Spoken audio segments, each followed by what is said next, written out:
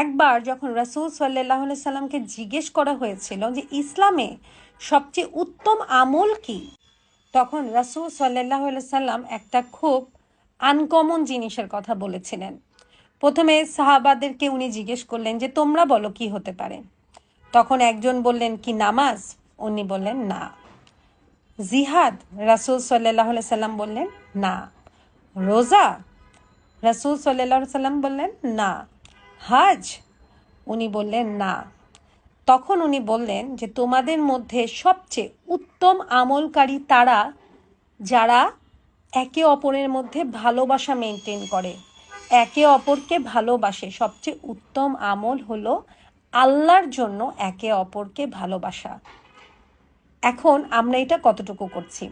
আমরা সবসময় একে অপরের মধ্যে দ্বন্দ্ব সৃষ্টি করে রাখি।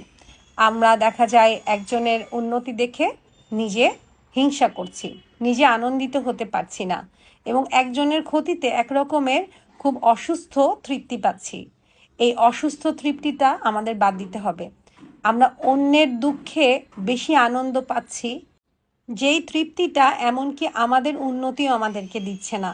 আমাদের মন মানসিকতা কতটা অসুস্থতার দিকে চলে গিয়েছে। আমাদের ফোকাস করা উচিত যে আমরা কিভাবে উন্নতি করব।